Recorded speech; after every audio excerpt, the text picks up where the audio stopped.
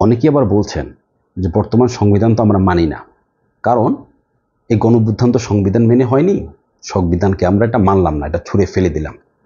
হ্যাঁ, এটা ছুঁড়ে ফেলে দেওয়া যেত যদি গত বছর 5ই আগস্ট যখন গণঅভ্যুত্থান ঘটলো ওই দিনই আমরা সংবিধানটা ছুঁড়ে ফেলে দিতাম। কিন্তু 5 তারিখ থেকে 8 তারিখ পর্যন্ত এই যে 3 দিন, এই 3 দিন কিন্তু রাষ্ট্র গঠন প্রক্রিয়ায় এই গণঅভ্যুত্থানে যে সকল ছাত্ররা নেতৃত্ব দিয়েছে, ছাত্র জনতা নেতৃত্ব দিয়েছিল, সেই জনতাদের মধ্য থেকে ছাত্ররাই ছিল, ছাত্র জনতার মধ্য থেকে। এবং আমরা বলতে পারি যে অধ্যাপক বা শিক্ষকরাও ছিলেন দু একজন, তাদেরকে আমরা সবাই চিনি। যদিও এক অনুষ্ঠানে সেই শিক্ষকদের একজন বলেছিলেন, আমি সেই অনুষ্ঠানে ছিলাম, যে চূড়ান্ত আলোচনার দিন সরকার গঠনের পর্যায়ে তখন সেনাপ্রধানের সাথে যখন আলোচনা হয় তখন সেখানে তারা ছিলেন না, তারা পাশের রুমে বসেছিলেন এবং সেখানে গণঅভ্যুত্থানের নেতৃত্ব দেওয়া ছাত্রদের মধ্যে থেকে দুজনের কথা তিনি বলেছিলেন যে সেই দুজন সেখানে উপস্থিত ছিলেন। তারা শেষ মুহূর্তে সরকার গঠন প্রক্রিয়ায় তারা সংযুক্ত ছিলেন। তাহলে যারা গণঅভ্যুত্থানের নেতৃত্ব দিলেন, যারা গণঅভ্যুত্থানের সরকারটা গঠন করলেন, ডক্টর মোহাম্মদ ইউনূসের সাথে যোগাযোগ করলেন, তাকে নিয়োগ করলেন, তারা এই সংবিধান মেনেই করলেন এবং 8ই আগস্ট রাষ্ট্রপতি ভবনে, বঙ্গভবনে শপথ গ্রহণ করলেন, এই সংবিধান মেনেই করলেন। এবং বর্তমান সময়ে যে দেশ পরিচালিত হচ্ছে, 24 সাল থেকে আমরা 25 সালে চলে আসলাম, এই বর্তমান সংবিধানের আলোকে হচ্ছে। তাহলে আমরা সংবিধান মেনেছি, সংবিধান মেনেই আমরা রাষ্ট্র কাঠামোর এই পর্যায়ে এসেছি। এই পর্যায়ে এসে যদি আমরা সংবিধান সংশোধন করতে চাই, তাহলে তো আমরা বলতে পারি না যে সংবিধান মানি না, সংবিধান ছুঁড়ে ফেলে দিলাম। আমরা তো সংবিধান মেনেছি, মেনেই আমরা এই পর্যায়ে এসেছি। তবে এটা ঠিক, বর্তমান অন্তর্বর্তীকালীন সরকার সংস্কারের বিষয়ে খুবই আন্তরিক এবং তারা দায়িত্ব গ্রহণের পর থেকেই শুধু সংবিধান না, রাষ্ট্রীয় সংস্কারের জন্য তারা বিভিন্ন কমিশন গঠন করেছে। এবং গত বছরের 2024 সালের 7ই আগস্ট বর্তমান অন্তর্বর্তীকালীন সরকার সংবিধান সংস্কারের জন্য অধ্যাপক ডক্টর আলী রিয়াজের নেতৃত্বে 9 সদস্যের একটি সংবিধান সংস্কার কমিশন গঠন করেছিলেন। খুব সাধারণভাবে একটা প্রশ্ন চলে আসে যে সংবিধান সংস্কার কমিশনের দেওয়া এই পরামর্শগুলো আমরা কিভাবে আইনগতভাবে, সাংবিধানিকভাবে কার্যকর করতে পারি এবং সংবিধানকে সংস্কার করতে পারি, যেখানে আবার জনগণের প্রত্যক্ষ ভোট বা প্রত্যক্ষ রায় বা প্রত্যক্ষ মতামত থাকবে এবং যার মাধ্যমে আমরা বলতে পারবো যে এই সংস্কারগুলো দেশের জনগণ চেয়েছেন এবং দেশের জনগণের চাওয়া অনুযায়ী সংবিধানের সংস্কারটা হয়েছে। 3টা বিষয় সংবিধান সংস্কার কমিশনের দেওয়া রিপোর্টগুলোর আলোকে সেটা হতে হবে, শতভাগ না হোক, যতগুলো প্রয়োজন, যেখানে যেভাবে প্রয়োজন। দ্বিতীয় বিষয়টা হচ্ছে যে সেটা সাংবিধানিকভাবে হতে পারে, সাংবিধানিক বৈধতা থাকতে হবে। তৃতীয় বিষয়টা হচ্ছে সেখানে প্রত্যক্ষভাবে দেশের সকল নাগরিকের মতামত থাকবে, তাদের ইচ্ছার প্রতিফলন ঘটবে, সেটা আমরা বলতে পারবো। তাহলে 3টা বিষয়কে একসাথে করে কিভাবে আমরা সংবিধানটা সংস্কার করতে পারি, এই বিষয়ে আমার একটা পরামর্শ বা একটা মতামত হচ্ছে এরকম। সাধারণত আমাদের দেশের রাজনৈতিক দলগুলো প্রত্যেকটা সাধারণ নির্বাচনের আগে নির্বাচনী ইশতেহার প্রকাশ করেন। অনেক সময় তারা সেই নির্বাচনী ইশতেহারে সংবিধান সংশোধনের বিষয়ে বলেন বা অনেক সময় বলেন না। অর্থাৎ যে আমি যদি ক্ষমতায় যাই বা যদি আপনারা আমাকে রাষ্ট্র পরিচালনার দায়িত্ব দেন, তাহলে আমি সংবিধানে এই পরিবর্তনগুলো আনবো। অনেক সময় তারা এই কথাগুলো বলেন, অনেক সময় বলেন না। এবং দেখা যায় যে না বলার পরেও যখন ক্ষমতায় যান, যদি 2/3 মেজরিটি থাকে, যেটা আমরা সবাই জানি, অর্থাৎ সংসদের 2/3 সংখ্যাগরিষ্ঠতা পেলে সেই দল সেই সংশোধনীটা আনে। এই কারণে যে তাদের বক্তব্য যে জনগণ তো আমাদের ম্যান্ডেট আছে, 2/3 জনগণ তো আমাদেরকে বলেছে। হ্যাঁ, 2/3 জনগণ আপনাদেরকে বলেছে রাষ্ট্র পরিচালনা করতে, কিন্তু সংবিধানে আপনি যে এই পরিবর্তনগুলো আনবেন সেটা তো আপনি বলেননি নির্বাচনের আগে দেশের জনগণকে, যে আমি যে ক্ষমতায় যাই আমি সংবিধান পরিবর্তন করব। কিন্তু এটা না বলেও সংবিধান পরিবর্তন করার ঘটনা আমাদের দেশে ঘটেছে।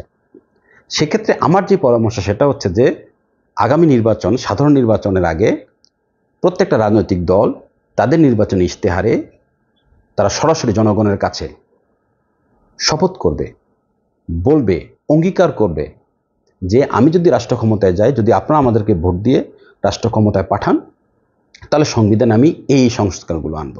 যেহেতু ইতোমধ্যে সংবিধান সংস্কার কমিশনের দেওয়া রিপোর্ট সবার সামনে চলে এসেছে এবং এটা নিয়ে আলোচনা হচ্ছে, সমন্বয় কমিশন কথাবার্তা বলছে, সেখান থেকে একটা রাজনৈতিক দল তার নীতি আদর্শ অনুযায়ী সবগুলো সংস্কার প্রস্তাব তাকে গ্রহণ করতে হবে এমন কোনো কথা নেই, কারণ এটা তার স্বাধীনতা। আবার ইনি একটাও গ্রহণ করবেন না, সেটাও তার স্বাধীনতা। উনি কিছু গ্রহণ করবেন, সেটাও তার স্বাধীনতা। তবে রাজনৈতিক দলগুলো স্পষ্টভাবে জনগণকে বলবে তার নির্বাচনী ইশতেহারে যে আগামী নির্বাচনে আমি সংবিধান সংস্কার কমিশনের প্রস্তাব থেকে সবগুলো সংস্কার প্রস্তাব আমি গ্রহণ করলাম, এবং যদি আপনারা আমাকে ভোট দিয়ে রাষ্ট্র ক্ষমতার দায়িত্ব দেন তাহলে আমি সবগুলো সংস্কার করব। অথবা তিনি বলবেন যে না, আমি কোনো সংস্কার করব না, যদি আপনারা আমাদেরকে ভোট দেন, আমরা সরকার গঠন করি, আমরা একটা সংস্কারও করব না। অথবা তারা বলতে পারেন যে উল্লেখ করে দেবেন সরাসরি যে আমরা এই সংস্কারটা আমরা করব। এখানে বলে রাখা ভালো, এই বিষয়টা আমাদের ঐক্যমতে আসা প্রয়োজন যে কোনো রাজনৈতিক দল যদি তার নির্বাচনী ইশতেহারে সংবিধান সংস্কারের বিষয়ে জনগণের কাছে কোনো কমিটমেন্ট না করেন, তাহলে তিনি সরকার গঠন করার পর সংবিধানে অন্তত ওই ধরনের কোনো পরিবর্তন সংস্কার তিনি আনতে পারবেন না। রাষ্ট্রের প্রয়োজনে, দেশের উন্নয়নে, জনগণের উন্নয়নে রাজনৈতিক দলগুলো অনেক কাজ করতে পারেন। সব কথাগুলো নির্বাচনের আগে নির্বাচনী ইশতেহারে বলে দেওয়া সম্ভব না, 5 বছর অনেক লম্বা সময়। কিন্তু সংবিধান সংস্কারের মতো খুব গুরুত্বপূর্ণ একটা বিষয় তিনি নির্বাচনের আগে জনগণের কাছে কমিটমেন্ট করবেন না, কিন্তু 2/3 মেজরিটি পাওয়ার পরে, অথবা তিনি 2/3 মেজরিটি পেলেন না, কিন্তু তিনি অন্য রাজনৈতিক দল যেটা সংসদে প্রতিনিধিত্ব আছে তাদের সমন্বয়ে তিনি সে পরিবর্তনটা করে ফেললেন। এই ম্যান্ডেট তো জনগণ তাকে নাও দিতে পারে। জনগণ হয়তো তাকে পছন্দ করেছে ভালো শাসক হিসাবে, জনগণের তো এটা মনের অভিপ্রায় না যে জনগণ বলেছে যে আপনি আমার এই সংবিধানটা তো জনগণের, আমার এই সংবিধান আপনি যা ইচ্ছা তাই করতে পারবেন। সেক্ষেত্রে আমাদের এই কমিটমেন্টে আসা প্রয়োজন। সেটা হচ্ছে যে রাজনৈতিক দলগুলো সেই কমিটমেন্টগুলো তারা করলো তাদের নির্বাচনী ইশতেহারে। নির্বাচনের আগে যখন প্রচারণা চললো, তখন দেশের সমস্ত জনগণ দেখলো যে এই সরকারটার সম্ভাব্য রাষ্ট্রপ্রধান বা সরকার প্রধান কে হতে পারেন, বা যিনি আমার স্থানীয় সংসদ সদস্য বা এমপি তিনি কেমন হতে পারেন। এবং এই দলটা ক্ষমতায় গেলে তারা অঙ্গীকার করেছে তারা সংবিধানে এই সংস্কারগুলো আনবেন, ওই দলটা এই সংস্কারগুলো আনবেন। এখন জনগণ সিদ্ধান্ত নেওয়ার সুযোগ পাবে। এটা জনগণের বিচার, জনগণের চয়েস যে আমি ওই দলটাকে চাই বা আমি ওই দলটাকে চাই। কেন? হয়তো ওই দলটার সংবিধান সংস্কারগুলো আমার ভালো লেগেছে, ওই দলের সরকার প্রধান সম্ভাব্য যিনি হবেন তাকে আমার ভালো লেগেছে, অথবা যিনি আমার সংসদ সদস্য হবেন তাকে আমার ভালো লেগেছে। জনগণ তার ইচ্ছা অনুযায়ী, নির্বাচনী ইশতেহার অনুযায়ী জনগণ তাকে ভোট দিলেন। অর্থাৎ এখানে জনগণের যে পছন্দ বা জনগণের যে ইচ্ছা শুধুমাত্র রাজনৈতিক দল, সরকার প্রধান বা রাষ্ট্রপ্রধান সেটা চয়েস করলো না।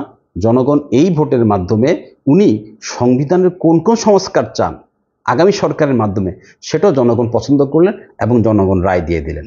এখানে একটা বিষয় জরুরি, সেটা হচ্ছে যে গত বছর জুলাই এবং আগস্ট মাস জুড়ে যে গণঅভ্যুত্থান সংঘটিত হলো, এবং এই গণঅভ্যুত্থানের মধ্যে যে রাজনৈতিক শক্তি বা মানুষের মধ্যে যে সামাজিক স্পিরিট বা যে চেতনা তৈরি হয়েছে বা যে সচেতনতা তৈরি হয়েছে, সবাই তো রাজনীতি করছেন না। রাজনীতি যারা করছেন না কিন্তু রাজনৈতিক শক্তি, তারা আগামী নির্বাচনের পূর্বেই রাজনৈতিক দলগুলোকে একটা চাপ দেওয়ার প্রয়োজন আছে কনস্ট্যান্টলি, যে যাতে রাজনৈতিক দলগুলি স্পষ্টভাবে সংবিধান সংস্কার কমিশন থেকে সুপারিশগুলো তারা তাদের নির্বাচনী ইশতেহারে সংযুক্ত করেন। কতটা করবেন, সবগুলো করবেন না কিছু করবেন, সেটা হচ্ছে রাজনৈতিক দলের ইচ্ছা অভিপ্রায়। তবে যারা নিজেদেরকে দাবি করেন যে আমরা গণঅভ্যুত্থানের পক্ষের শক্তি, আমরা বাংলাদেশের পক্ষের শক্তি, আমরা গণতন্ত্রের পক্ষের শক্তি, তারা অবশ্যই চাপ দিবেন যে সংস্কার কমিশন থেকে সর্বোচ্চ সংখ্যক গুরুত্বপূর্ণ সংস্কার প্রস্তাবগুলো যাতে রাজনৈতিক দলগুলো তাদের নির্বাচনী ইশতেহারে সংযুক্ত করেন। এরপর একটা সাধারণ নির্বাচন হলো। সাধারণ নির্বাচনে জনগণ ভোট দিলেন কোন দল কী ধরনের সংস্কার করবে, কোন দল কী ধরনের উন্নয়ন করবে, কোন দল কী ধরনের গণতন্ত্র, বাক স্বাধীনতা, উন্নয়ন, ট্রান্সপারেন্সি, ন্যায় বিচার নিশ্চিত করবে, আরও অন্যান্য বিষয় যা আছে। তারপর একটা দল ক্ষমতায় আসলো বা তারা সর্বোচ্চ সংখ্যক ভোট পেল বা আসন পেল, ধরে নিলাম সে 2/3 সংখ্যাগরিষ্ঠতা পেল। 2/3 সংখ্যাগরিষ্ঠতা সেই দলটা পেলে সেই দল কিন্তু বর্তমান সংবিধানের আলোকে সংবিধান পরিবর্তনের ক্ষমতা সে রাখে।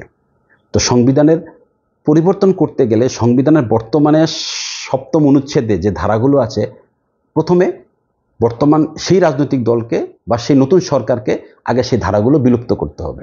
তো সংসদে তারা 2/3 সংখ্যাগরিষ্ঠতার সুযোগ নিয়ে বা তার মাধ্যমে তারা প্রথমে এই 7ম অনুচ্ছেদের এ এবং বি তারা দ্বারা বাতিল করবে। বাতিল করলে সেই সংবিধানের আলোকে সেই সরকারের সুযোগ আসবে সংবিধান সংশোধন করার। সংবিধান সংশোধন করলে যেহেতু তারা আগেই নির্বাচনী ইশতেহারে কি সংবিধান তারা সংশোধন করবেন প্রস্তাব, সেটা তারা কমিটমেন্ট করেছিলেন এবং তাদের কমিটমেন্ট জনগণের পছন্দ হয়েছে, জনগণ তাদেরকে ভোট দিয়েছে। তার মানে কি জনগণ এই সংস্কারগুলি শুধুমাত্র চায়।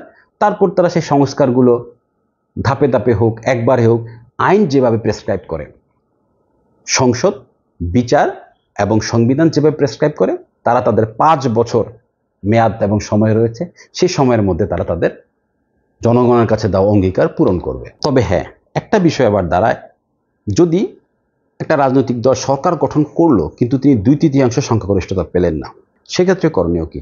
সেক্ষেত্রে করণীয় হচ্ছে যে, যেহেতু তিনি অর্ধেক সিট নিয়ে বা অর্ধেক প্লাস সিট নিয়ে সংসদে এসেছেন, বাকি অর্ধেকটা এক বা একাধিক দল, অবশ্যই একাধিক দল হবে, একাধিক দল সংসদে আছে এবং তারাও কোনো না কোনো সংবিধান সংস্কার করার প্রস্তাব বা অঙ্গীকার জনগণের কাছে করেছিল এবং সেজন্য জনগণ তাদেরকে ভোট দিয়ে সংসদে পাঠিয়েছে। যারা ওই রাজনৈতিক সরকার গঠন করেছে সেই দলের সাথে সম্ভাব্য বা কাছাকাছি সংবিধান সংস্কারের প্রস্তাব ছিল, তাদের সাথে তারা আলোচনা করতে পারেন। আলোচনার মাধ্যমে সেই দলকে সাথে নিয়ে তারা 2/3 মেজরিটি নিয়ে তারা 7 অনুচ্ছেদ বাতিল করে এবং পরবর্তীতে প্রয়োজনীয় সংবিধান সংস্কার করতে পারেন। তবে এই যে আশা নিরাশা দোলাচলের মাঝে একটা অবস্থা, তার মধ্যে আশার কথা হচ্ছে যে এবছর 22 মার্চ থেকে জাতীয় ঐক্যমত কমিশন সকল রাজনৈতিক দল এবং রাজনৈতিক শক্তিদের সাথে আলোচনা করছে যে কিভাবে সংস্কার কার্যক্রমগুলো এবং বিশেষ করে সংবিধান সংস্কারের বিষয়টাতে ঐক্যমতে পৌঁছানো যায়। ঐক্যমত বলতে আমরা এটা বুঝছি না যে একেবারে শতভাগ সব বিষয়ে সবাই শতভাগ একমত হয়, এটা সাধারণত হয় না, যেহেতু এগুলো সবাই রক্ত মাংসের মানুষ। আমাদের লক্ষ্য হচ্ছে যে সর্বোচ্চ সংখ্যক এবং খুব কাছাকাছি কোন পর্যায়ে আমরা যেতে পারি। যদি ঐক্যমত কমিশনের সাথে রাজনৈতিক দলগুলোর আলোচনা, যেহেতু নির্বাচন ডিসেম্বর হবে, আমাদের প্রধান উপদেষ্টা একটা কমিটমেন্ট করেছেন জাতির কাছে, কাজে ডিসেম্বর আসতে এখনো অনেক সময় বাকি। এই সময়ের মধ্যে যদি রাজনৈতিক দলগুলোর সাথে এবং রাজনৈতিক শক্তিগুলোর সাথে এবং আরও যারা রয়েছেন তাদের সাথে যদি ঐক্যমত কমিশন আলোচনার মাধ্যমে খুব কাছাকাছি পর্যায়ে একটা ফ্রেমে আসতে পারেন, এই ঐক্যমত কমিশন থেকে বের হয়ে আসা যে সুপারিশগুলো রয়েছে সেগুলো যাতে প্রত্যেকটা রাজনৈতিক দল তাদের নির্বাচনের আগে নির্বাচন ইশতেহারে তারা অঙ্গীকার করেন, সংযুক্ত করেন। অর্থাৎ যে দলই ক্ষমতায় আসবে তারা যদি সংখ্যাগরিষ্ঠতা পান, 2/3 মেজরিটি পান, তাহলে খুবই ভালো। না পেলে সংসদের বিরোধী দলদেরকে তাদের সাথে নিয়ে তারা করবেন। এতক্ষণ আমি যে বিষয়গুলো বললাম এটা হচ্ছে অ্যাকচুয়ালি আমার একটা প্রস্তাব। আমি রাষ্ট্রবিজ্ঞানী নই, সংবিধান বিশেষজ্ঞ নই, আমি রাষ্ট্রের নাগরিক। রাষ্ট্রের নাগরিক হিসাবে আমি মনে করেছি যে এটা একটা সম্ভাব্য, এটা অনেকগুলোর মাঝে একটা সম্ভাব্য উপায় হতে পারে। এটা নিয়ে আমি আগেও জাতীয় পত্রিকায় লিখেছি, আজকে আবারও বললাম, আরও অনেক উপায় থাকতে পারে। সম্ভাব্য প্রত্যেকটা উপায় আমাদের যাচাই বাছাই করে দেখা উচিত। গ্রিক দার্শনিক অ্যারিস্টটলের খুব বিখ্যাত একটা কথা আছে, সেটা হচ্ছে সংবিধান হচ্ছে সেটাই যেটা রাষ্ট্র তার জীবনযাত্রা হিসেবে বেছে নেয়। তো এখানে রাষ্ট্র মানে হচ্ছে জনগণ, অর্থাৎ জনগণ তার জীবনযাত্রা হিসাবে যা বেছে নেবে সেটাই হচ্ছে সংবিধান। তো আমাদের সংবিধানে গণপ্রজাতন্ত্রী বাংলাদেশ নামক যে দেশ, তার মধ্যে খুব মাঝখানে প্রজা শব্দটা ঢুকে গেছে। এটা নিয়ে আমি নিজেও সরাসরি আমার কানে শুনেছি। গত বছরের 5ই আগস্টের পূর্বেও অনেক জায়গাতেই, আমি নাম বলতে পারবো, নাম বলছি না এখানে, তারা বলেছেন যে আমরা কিভাবে রাষ্ট্রের প্রজা হলাম। তা আসলে এই বিগত 15 বছর বা 16 বছর যাবত এই রাষ্ট্রের জনগণ, রাজনৈতিক দলগুলো সাধারণ জনগণকে সাথে নিয়ে যে লড়াই সংগ্রামটা করেছে এবং যে লড়াই সংগ্রামের চূড়ান্ত রূপ গত বছর 2024-এ এসে জুলাই মাসে এসে বিস্ফোরিত হয়েছে, এই 15 বছরের লড়াই সংগ্রামের একটা গুরুত্বপূর্ণ লক্ষ্য ছিল এই রাষ্ট্রের প্রজা থেকে নাগরিক হওয়া। অর্থাৎ এই রাষ্ট্রের জনগণের প্রজা থেকে নাগরিক হওয়ার লড়াইটাই ছিল বিগত 15 বছরের সংগ্রামের ইতিহাস। আপনারা সবাই দীর্ঘক্ষণ আমার কথা শুনলেন, জানি না কজন শুনেছেন। তো যারাই শুনলেন তাদের সবাইকে আমার পক্ষ থেকে অনেক অনেক ধন্যবাদ এবং কৃতজ্ঞতা। সবাই ভালো থাকবেন।